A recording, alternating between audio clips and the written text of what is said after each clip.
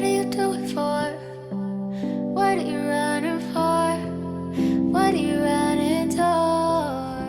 Hi guys, thank you for clicking on this video. My name is Candice. I also go by Confidant Candy. If you are new here, hit subscribe, ring the notification bell if you'd like to follow videos that are about self-care, mental health and lifestyle. And for those who have already subscribed, thank you for subscribing and welcome back to my channel.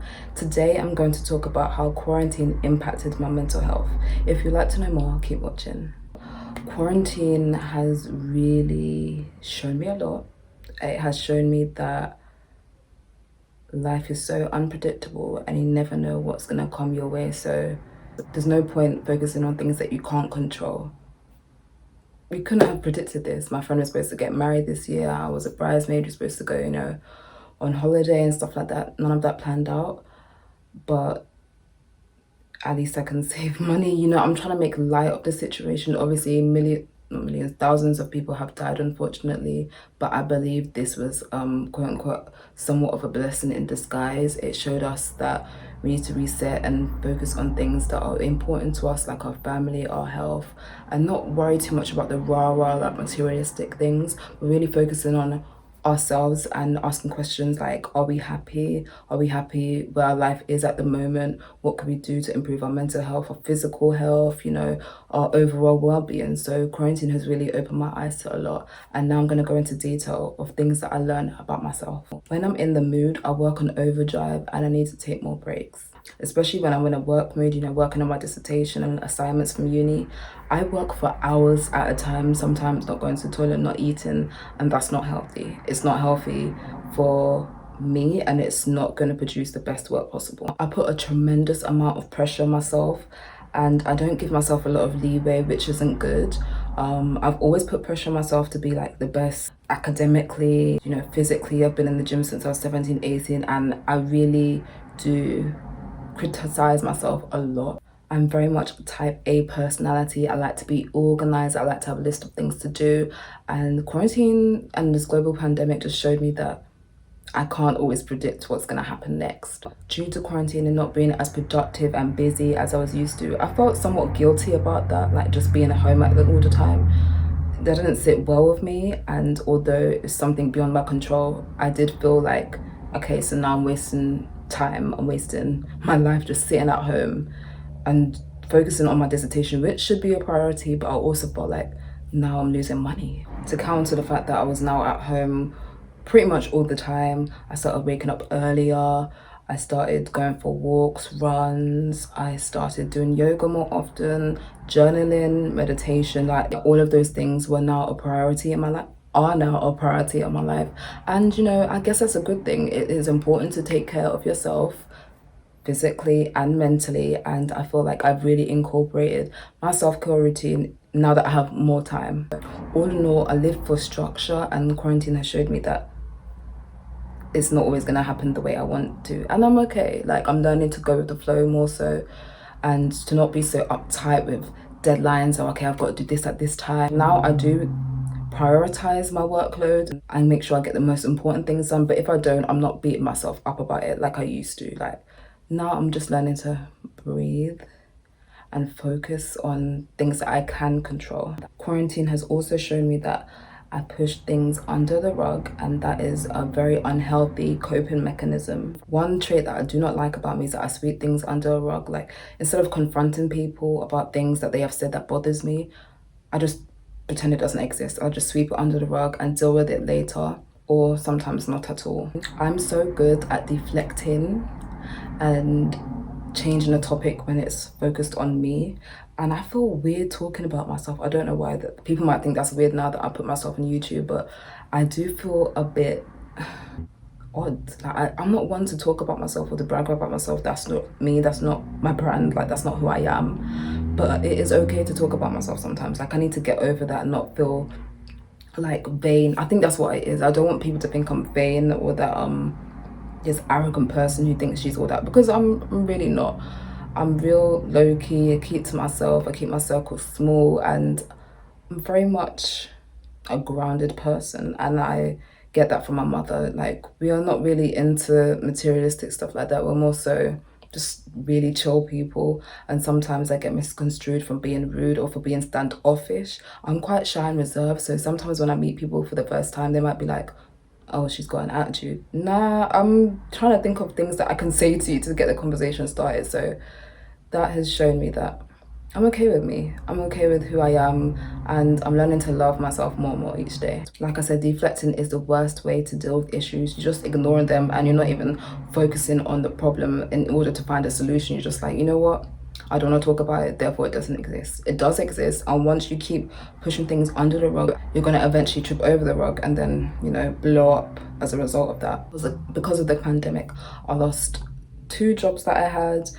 I was volunteering, that also stopped, and I had a placement, and I was full-time at uni. From having a busy, crazy schedule to now just being at home most of the time, like, it was an adjustment. I felt odd because I felt like I wasn't using my time efficiently. Just because having 2 jobs and being on the go doesn't necessarily mean that you're using your time efficiently. Like, don't let people think that, oh, just because you're quote unquote at home and you're not doing much.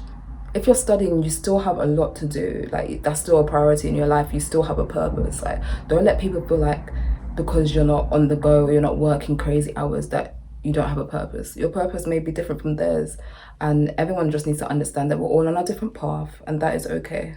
After years of sweeping things under the rug, I finally decided that it is time to get help. I felt like I had to cope with things on my own all the time, and that's not necessarily the best way to deal with things.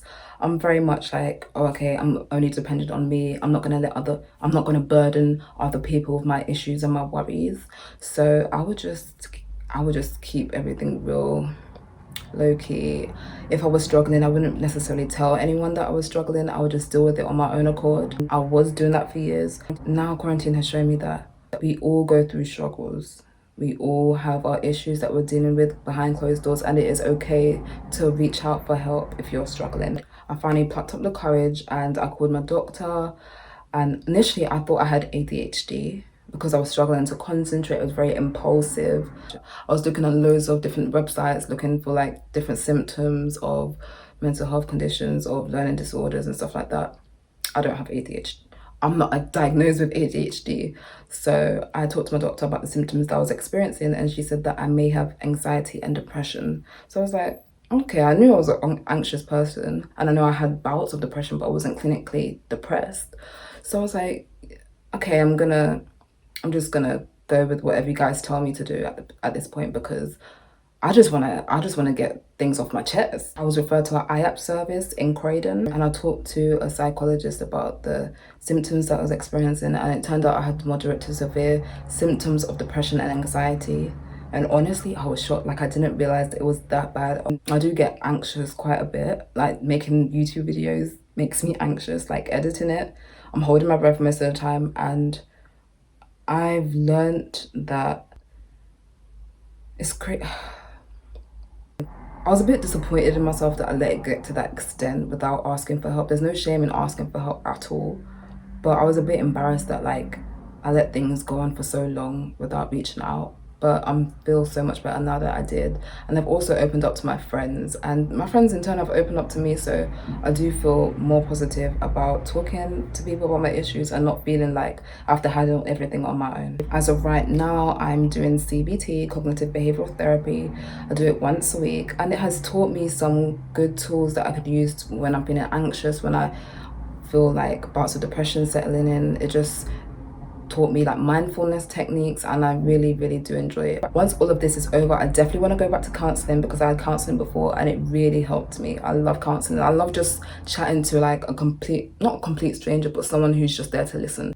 I was chatting her ear off, and I would do it all again. I love it, and I learned a lot from it. Another lesson that I've learned is that I need to be more flexible. Like I said, I'm a person of routine. I love having structure. My life used to revolve around structure, and obviously I can't rely on that anymore, which is okay. I'm okay with it now. When quarantine first happened, we were still going to have exams at the university. I don't know what my university was thinking, but they were like, no, you know, exams aren't cancelled as of yet. So in my mind, I was mentally preparing for it. Like, I made a 5-week revision timetable to make sure that I'm still keeping my mind sharp, you know. And turns out That was a waste of time, of course, because our face-to-face exam was now going to be an online exam, and we didn't have any idea as to when that would be. So we just literally like hanging out, like chilling, like, okay, do I revise, do I not revise, like what's going on? And not knowing what's going on used to bother me a lot. Like, I need to know what is happening to prepare. So that taught me that I can't prepare for everything, and I need to just focus on things that I can control. And I feel less stressed now because of it. Like, just go with the flow. There's no harm in that. What's the worst that can happen? And don't think negatively. One thing that I used to always do is think, oh damn, this is gonna happen, and come up with a bunch of scenarios in my mind.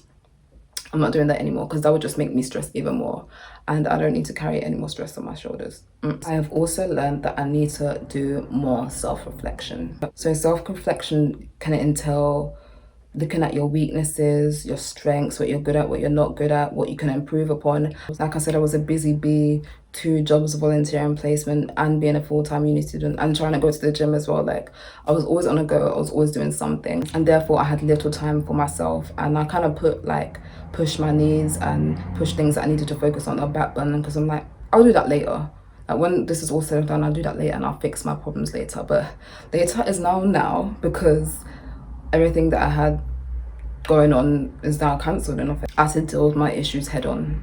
I started yoga again. I really focused on my eating, making sure that I was eating the right things. I did a water fast for 36 hours, like meditation, guided meditation. I did Kundalini yoga. I tried to do like a 40-day Kundalini yoga series. It was challenging, but I really liked it. I think I'm going to give it another go, because I missed a couple of days here and there, but I just did new things that I wanted to do. I started reading again. I've got a bunch of books. I'm literally running out of space for my books, but I just tapped into me. I figured that I need to get to know me first, and what I want to improve upon, and what I want my relationships to look like, and what I want my friendships to look like, and what I want work to look like when I do go back to work. Like, what do I want to do? What are my long-term goals? You know, all of those things were coming into my mind on a daily basis. Like, I was always reflecting on myself, like, Candice, like, you've come so far. Also, I started giving myself pep talks on a daily basis. Like, people, my parents might think I'm crazy, but I need to talk to myself, because I need to cheer especially when I'm feeling low, I need to cheer myself up. Be like, Candice, you know, got a lot going on. This is your 2nd degree, girl. Like, you moved to Canada when you was 20. Like, you live by yourself, you know, you have a car, you travel often, you're a nice person, you were raised well, so honor your parents, you know. You're funny. I think I'm funny. I honestly crack jokes all day, every day. That's a bit but honestly, I do enjoy being by myself. I'm an introvert, if I haven't said that already, so I enjoy being transparent with me. I enjoy spending time alone. I enjoy going for walks by myself. I enjoy going to the gym by myself, and I love being by myself. But there's cons of that. Because of isolation, I was very scared, and that's probably why I needed to do CBT, because I was anxious going outside again. I was anxious, like, talking to people, being around people, so I avoided it completely, and that's not healthy. So now I'm working on that. That's one of the main problems I'm working on at the moment, is making sure I'm comfortable being in social situations. But I just talk to myself, me like, Candice, you got this, girl. This ain't nothing. Show the world what you've got. So yeah, that's what I've learned during this crazy situation, this quarantine season, I'm gonna call it quarantine season. Hopefully we don't get another one. But yeah, I hope you guys have also learned a lot about yourself during quarantine, and I hope that those who were struggling, I hope you guys got some help, or are thinking of getting some help. I'm gonna leave some links in the description box below, and I hope you find them useful. Thank you, take care, and stay safe.